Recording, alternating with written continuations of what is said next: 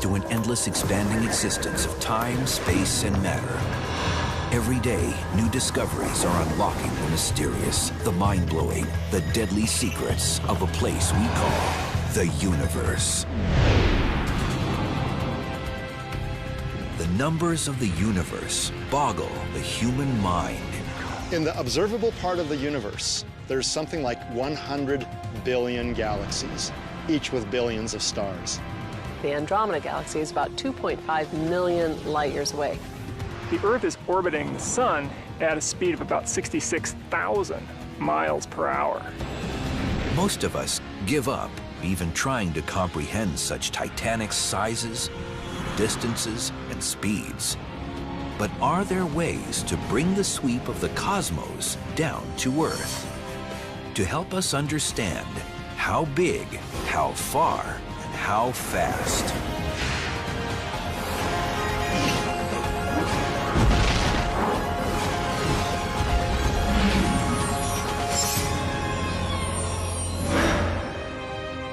Planet Earth, for all its wide expanses, deep seas, and massive mountains, amounts to a speck of dust when stacked up against the immensity of the cosmos.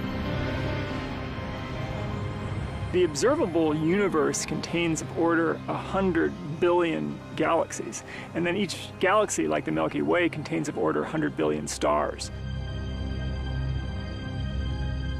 The numbers quickly get up into the millions, and then the billions, and even the trillions, and by then we've really lost all sense of what that really means. The human mind is finely tuned to deal with the scale of day-to-day experience.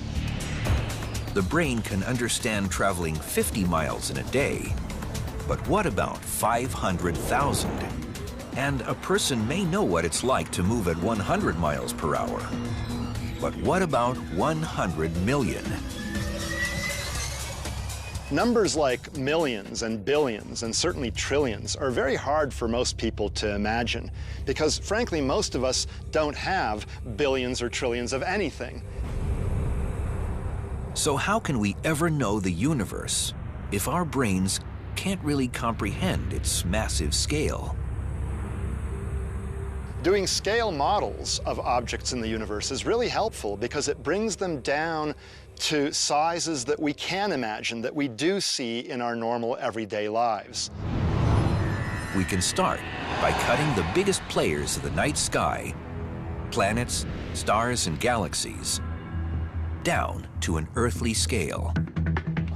There are two ways to evaluate size. We can measure dimensions, meaning height, length, and width, or calculate bulk, also known as mass. Bigger doesn't always mean more massive.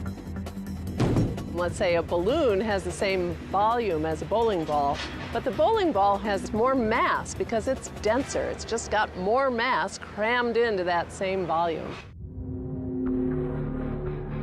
To help get a grasp on some of the immense masses floating around our universe, astronomer Laura Danley visits a monster truck rally, a place where objects of hugely differing masses often collide.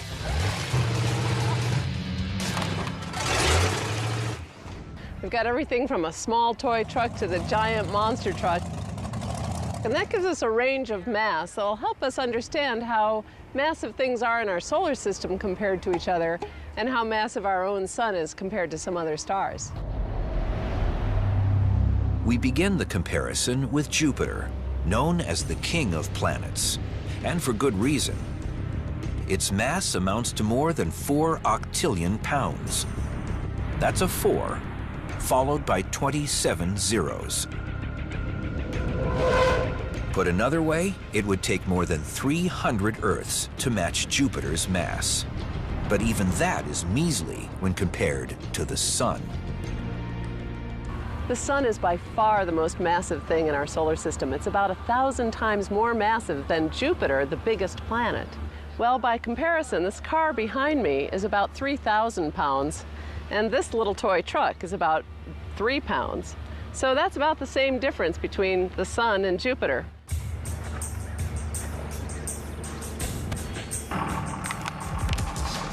It's a crushing difference, as 3,000 pounds make perfectly clear. But remember, this is a monster truck rally, and the junk car representing our Sun may regret picking on little Jupiter. The Sun is the most massive object in our solar system, but it's not the most massive star in the galaxy. There are a lot of stars more massive than the Sun. To envision the disparity between the Sun and a more massive star, let's keep the 3,000-pound junk car as the Sun and put it up against a 10,000-pound monster truck, representing a star some 75 light-years away. The difference between the monster truck and the car is about the same difference as a star called Regulus, the bright star right in the middle of Leo, about 3.5 times as massive as our Sun. 3 times more massive may not seem like much, but don't forget, we're now pitting galactic giants against each other.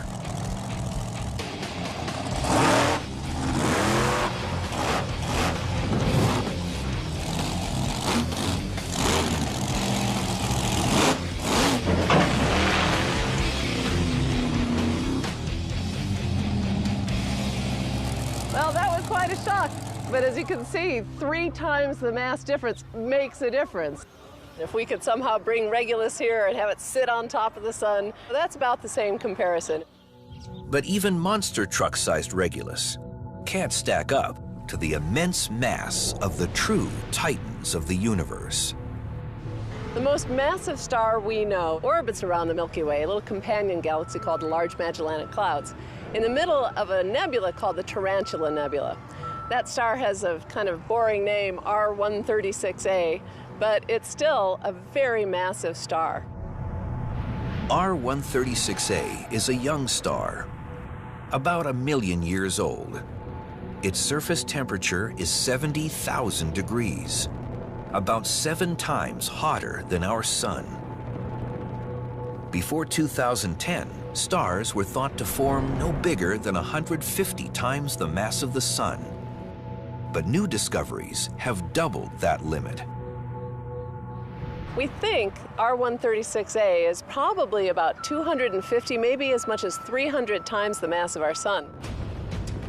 To represent this massive star, you need a truly monstrous truck.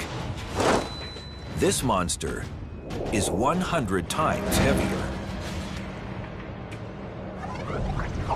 But extreme mass also comes in small packages, where density takes the force of gravity into radical territory.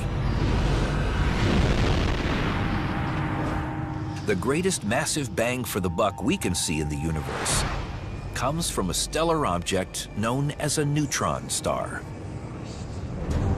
A neutron star is the leftover core of a supernova explosion, with its mass packed astoundingly tight. It's got 1.5 times all of the mass of our Sun crammed into a volume about 10 miles across. If you crammed one monster truck down into the size of a sugar cube, that would not be anywhere close to as dense as a neutron star. I'd need 10 million monster trucks crashed down into the size of a sugar cube. Stack these 10 million monster truck sugar cubes 10 miles high and wide, and you've got yourself a neutron star. Neutron stars are just bizarrely extreme objects. If you were to try to land on a neutron star, it would be absolutely impossible, because you would find that on the neutron star, you weigh about 5 billion times more than you do here on Earth. But mass isn't everything when it comes to finding out just how big the biggest stars can be. The universe is also filled with titans that take up unimaginable amounts of space. Some of the tiny pinpricks of light we see from Earth are actually stars big enough to swallow our entire solar system. Can the human mind even comprehend the largest star in the galaxy?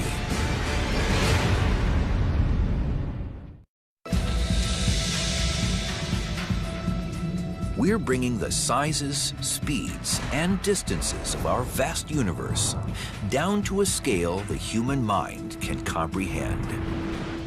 The biggest thing in our solar system by far is the sun. In terms of sheer mass, it weighs over 300,000 times more than the Earth. But in terms of volume, it's also the solar system's physically largest object at 870,000 miles across. So the sun is really big compared to the Earth. It's 109 times as wide as the Earth. That actually means that over 1 million Earths could fit inside the volume of the sun. It's really big. But as enormous as the sun is in earthly terms, our home star seems puny when stacked against our galaxy's lineup of stellar mammoths. With strange names taken from history and science, they push the envelope of what it means to be a star. Consider them in turn: Vega, Bellatrix, Epsilon Canis Majoris, Dubhe, Aldebaran, and finally, the super-enormous Betelgeuse and VY Canis Majoris. Oh, wow. Astronomer Alex Filipenko attempts to bring them down to Earth in an airplane hangar. We're here in this airport hangar today in order to try to illustrate the relative sizes of stars, in particular big stars. We're going to inflate some balloons and even some really big weather balloons and show them in comparison with the sun, which we've scaled down to the size of a bowling ball. The bowling ball sun is 8.5 inches across, which would make the Earth no bigger than a tiny bead. My two assistants are balloon experts. They know how to inflate balloons with helium and tie them off, and they know how much to inflate them. So they're going to inflate these different balloons to different sizes. Inflating the balloons will take us on a scaled-down tour of the sun's big, bigger, and biggest brothers. First stop, the star Vega. Located in the constellation Lyra, Vega is one of the 5 brightest stars in the night sky. It glows blue-white because it burns hotter than our sun. Okay, so I've got my bowling ball sun here. Guys, how big is this balloon? Let's check it out. It's about 2 feet. Right about 2 feet. 2 feet. So that's about 2.5 times the size of the bowling ball. So that's like the star Vega. It's a bluish-white star, 25 light years away. Very bright star in the sky. Next up is Bellatrix, a star in Orion, the Hunter, the brightest constellation in the sky. Well-known stars pinpoint its torso and belt. Another blue giant, Bellatrix is at Orion's right shoulder and shines 240 light years away. So here's a bigger balloon. What's its size? This is 4 feet. 4 feet. So that's about 5.5 times the size of my bowling ball, my sun. So this is a bigger star. It's kind of like Bellatrix. Bigger than Bellatrix is the hot blue star Adhara, also known as Epsilon Canis Majoris. Canis Major is a constellation whose name translates as the Great Dog. Wow, now here's a big star, huh? This one is 12 feet. This thing is 17 times wider than the sun. That's kind of like the star Epsilon Canis Majoris in the constellation Canis Major. That's the same constellation that Sirius is in. Sirius is the brightest star in the sky, but Epsilon Canis Majoris is 430 light years away. If it were at the same distance as Sirius, it would appear 15 times brighter. Almost twice as big as Epsilon Canis Majoris is Dubhe, a giant star on the lip of the Big Dipper, 120 light years away. Wow, cool. Well, here I see an even bigger balloon. What's its diameter? Let's see, 21 feet. 21 feet. So That's about 30 of my bowling ball suns. In fact, that's about the size of the star Dubhe. That star Dubhe is different from the others that we've seen. It's what's called a red giant. It's got kind of an orange color. It's cooler than the blue-white ones that we've seen previously. Amazingly, stars come in larger sizes still. And even an airplane hangar isn't big enough to contain them. Here's where we have to place Aldebaran, a monster star known since ancient times and once thought to be a sign of riches and honor. This balloon is about 32 feet across. Now that's roughly 45 times bigger than this bowling ball, which represents our sun. Now this balloon then is about the size of the star Aldebaran, a red giant in Taurus the Bull. It's about 65 light years away, and its true color is roughly orange. Now even the biggest balloons fall short in representing the size of the galaxy's biggest stars. Betelgeuse, for instance, is another star in Orion. 650 light years away, it is 1,000 times the size of the sun. Betelgeuse is so large that its radius would extend roughly to the orbit of Jupiter. So if Betelgeuse was actually in the solar system, then all the 8 planets would be completely either destroyed or totally too hot to be habitable. But the largest known star is a beast by the name of VY Canis Majoris. By some estimates, it extends to 2,000 times the diameter of our sun. That is a truly gargantuan star. If there were a commercial airplane flying just outside VY Canis Majoris, it would take it about 1,200 years to fully circle it. Any object on this enormous scale seems truly alien to the human mind, an intimidating answer to the how big question about the universe. No less discomforting is how far, because distances between planets, stars, and galaxies stretch beyond all human experience. So a really great way of bringing it home is to scale everything down to a more human scale. We're better at understanding the relative sizes of things than abstract, absolute numbers. Take the moon. It lies a little less than 250,000 miles from Earth. You might think this isn't all that far. Well, think again. Imagine if I shrunk the Earth down to about the size of a basketball. So if the Earth was about the size of this object here, I would actually have the moon be about the size of this tennis ball. So the next question you might ask is, given the relative sizes of these things, how far apart are they going to be from each other? To show you, I'm actually going to need some help. So Johnny is actually going to hold the Earth for me while I actually take the moon and measure out how far away it needs to be. So here goes. 1 foot, 2 feet, all the way back. We're already at 10 feet. We've got to go even more. It's already past 15. We've got to go much further. And here we are at 21 feet. That's actually how far away the moon is from the Earth in our scale model. At 239,000 miles, the Earth-Moon distance has now become familiar to us because of Apollo missions to the moon. This is one of the few astronomical spans we can readily understand. In 6 manned moon landings, we learned that the travel time was a little more than 3 days. And the lunar commute has become a part of our collective knowledge. Engine stop. Okay, Houston, the Challenger has landed.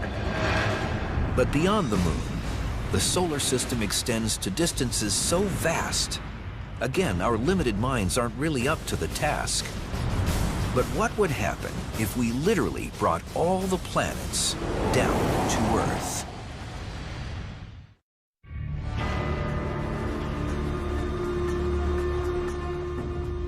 It can be overwhelming to consider how big, how far, and how fast everything is in our universe. Even in our solar system, the distances are almost unimaginably vast. That's why we're shrinking our solar system and bringing it down to Earth. Imagine if we took the 870,000 miles of diameter of the sun and shrunk it down to the size of a bowling ball. What would that do to the planets? Well, we'd have to shrink them down to sizes that we have here. So we have the 8 planets of the solar system lined out, starting with Mercury all the way out to Neptune.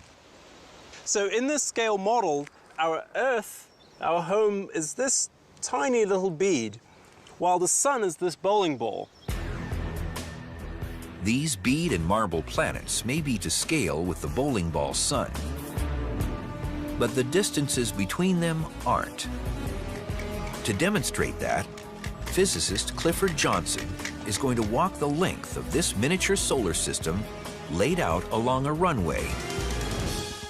I have Johnny here who's going to help me measure the distances with the surveyor's wheel. Okay, so let's go and explore the solar system. All right, let's do it. Each foot in this scaled-down solar system represents 1 million miles in the distances between the planets. And here we are at Mercury. And that's 36 feet. In reality, it's actually about 36 million miles away from the sun. It's amazing just how far this very first planet of the solar system is from the sun. So now let's go on to the second planet. There we go.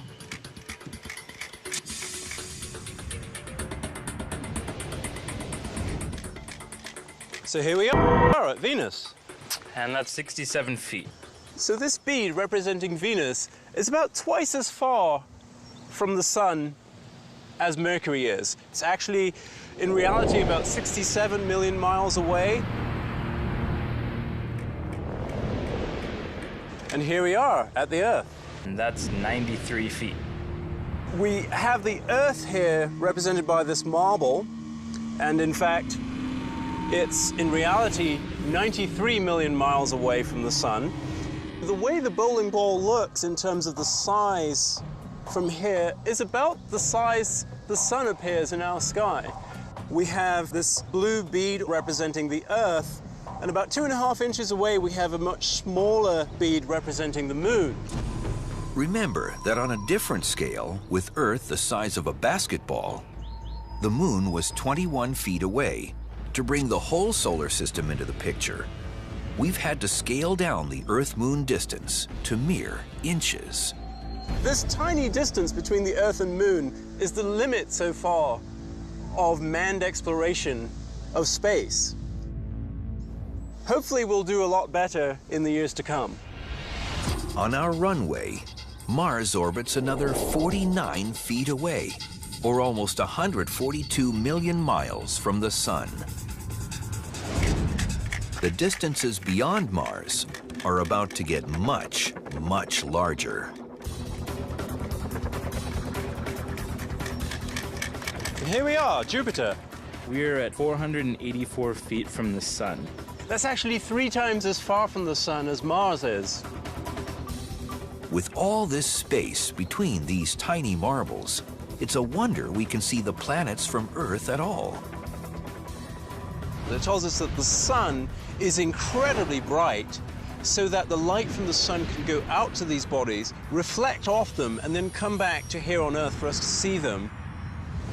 Okay, onwards and outwards to Saturn. All right, here we go. Our 2 space explorers find Saturn 886 feet from the sun. In fact, Saturn, at 886 million miles away from the sun, is almost twice the distance from the sun that Jupiter is from the sun. So we've come a huge extra distance, and we're not even done with the solar system yet. At 1,800 feet, the scaled orbit of Uranus stands twice as far as Saturn, 1.8 billion miles from the sun. I can hardly see the sun back there, and I can actually hardly see Neptune in the distance, which is our next stop on our journey. Shall we go? Let's go.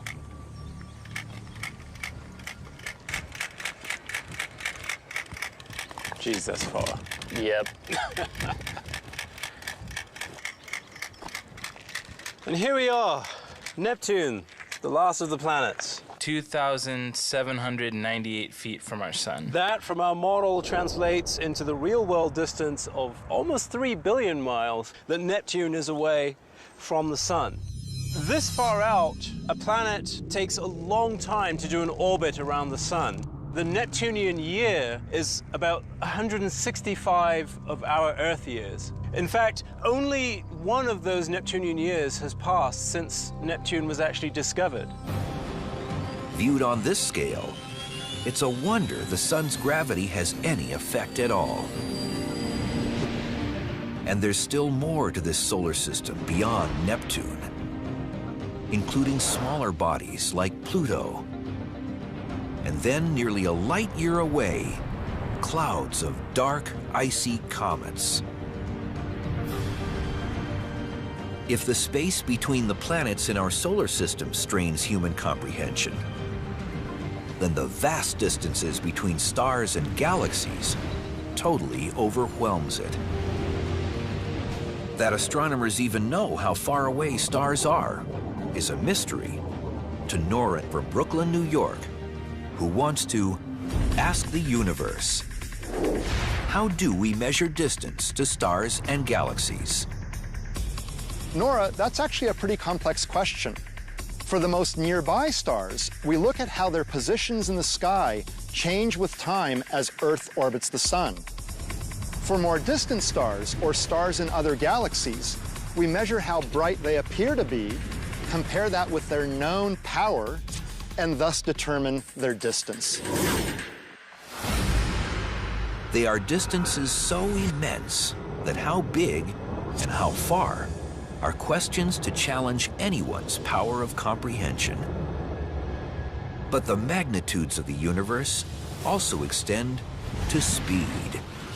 What scientists have discovered is that the universe is a super-velocity racetrack where even giant planets move faster than speeding bullets. We've seen how big and how far things are in space. Now we're going to see how fast. To do that, first we have to understand the celestial measuring stick known as the light year. Just like it sounds, 1 light year is the distance light travels in 1 year. That amounts to about 6 trillion miles. But that doesn't help us understand how fast light speed itself is. The speed of light is really fast, about 186,000 miles per second. Now that's hard to conceive without an example. Imagine light were bouncing back and forth between Los Angeles and New York. It could do 38 back and forth bounces in 1 second. In an effort to chase down the concept of the speed of light, astronomer Greg Laughlin teams with firearms expert Michael Voigt to demonstrate some of the fastest moving objects on Earth. So the way we're going to do that is to compare the speed of light to the speed of something that's really fast here on Earth, which are bullets. We've got a target down range, so when it hits it, you'll hear that ding on the end of it, and you kind of see how long that actually takes. This is a 204 Ruger. This is the fastest commercial cartridge on the planet right now. We've got a 300-yard travel, so I'm really going to try to get a sense of the time that it takes for that bullet to travel down range. So let's see how that works. Nice shot. Boy, I couldn't get any sense. As soon as I pulled the trigger, boom, it hit the target. No sense at all of the travel time. Because it's so difficult for the human senses to perceive the speed of these bullets, Mike sets up a highly accurate timing device known as a chronograph. So this is the unit that the timer's actually in. Inside, it's got a clock. Okay, it looks like the chronograph's ready here. All right. Let's put a couple rounds through here, and we'll see how fast this ammo goes.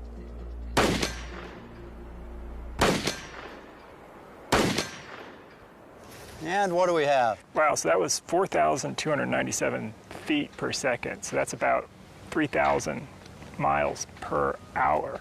Pretty quick. Pretty quick. It's a little less than a mile per second. That's roughly 4 times the speed of sound. So, I mean, I'm impressed, but that pales in comparison to the speed of light and the time that it took for those bullets to go from the muzzle of the gun all the way down range to hit the target. During that time, light has enough time to go all the way around the surface of the Earth from Los Angeles to Paris and then back in that same amount of time. Moving at 670 million miles per hour, light completely demolishes any earthly experience of speed. That really doesn't mean very much to me because the whole distance of 670 million miles is much larger than any kind of distances that we normally deal here with on Earth. The speed of light and the speed of our world are so vastly far apart, we have to take light and slow it down to really understand the difference. For that, we go back to the speeding bullet. At 3,000 miles per hour, we can barely perceive its speed. If light moved no faster than a speeding bullet, what would happen to the world around us if we slowed it down by the same amount?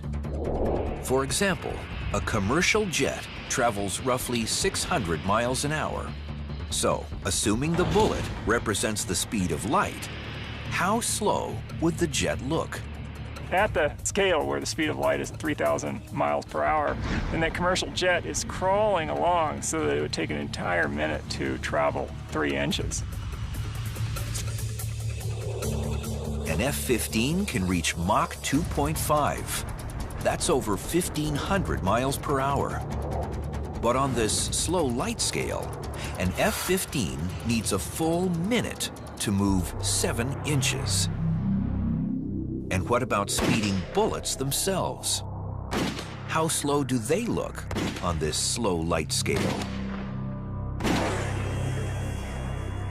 If we go up to those high-speed rifle bolts, then they're making it just a little bit more than a foot, about 13 inches over the course of 1 minute at the scale where the 3,000 miles per hour is the actual speed of light. In the real world, a snail moves more than twice as fast. As it turns out, much of the cosmos is zipping around at speeds we can't really comprehend. Motion is actually the normal state of affairs in the universe. We may think we're standing still, and we are relative to the ground, but Earth is orbiting the sun is orbiting around the center of our galaxy is orbiting around in our local group of galaxies. And all of these objects are moving at very high speeds. The Earth is orbiting the sun at a speed of about 66,000 miles per hour. That's enough to take you around the Earth more than twice in a single hour. Our sun is rushing around the Milky Way center at 483,000 miles per hour. And the Milky Way itself is flying through space at 1.3 million miles per hour. But the speed of light is still over 600 times faster. The simple fact remains: we live in slow motion compared to the nature of the cosmos. Modern technology doesn't travel anywhere near the speed of light. If we travel, say, at commercial jet speed, which is 1 million times slower than the speed of light, then it's going to take us of order 4 million years to traverse that distance to the closest stars to the sun. If it takes more years to reach the nearest star than the human race has existed, how can any person ever really understand the size of our own galaxy?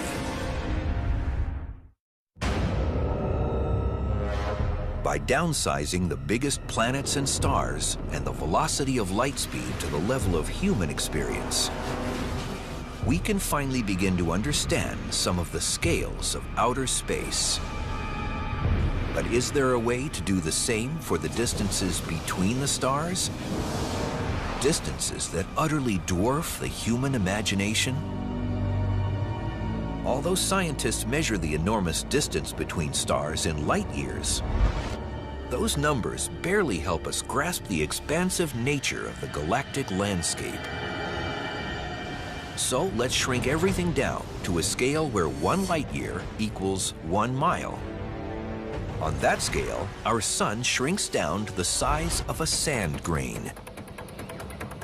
We've calculated just how many sand grains, or how many stars, would fill our own Milky Way galaxy.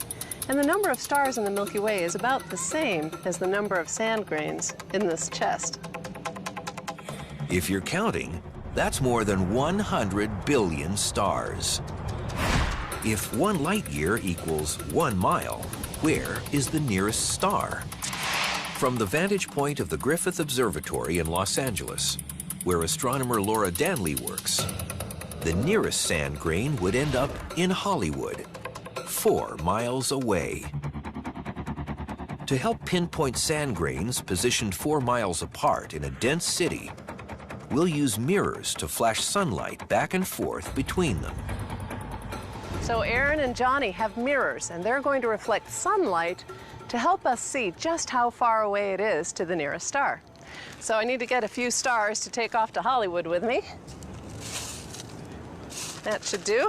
So Stan, Aaron, are you ready? You're going to be the sun staying here at Griffith Observatory. Johnny and I are headed out to Hollywood. You all set? Let's do it. All right, let's go. The nearest celestial neighbor to our sun isn't a single star, but rather a grouping of 3. 2 of them, Alpha Centauri A and B, orbit each other and are about the same size as our sun. The third, Proxima Centauri, is a red dwarf star, dim and only about 10% as massive as its siblings.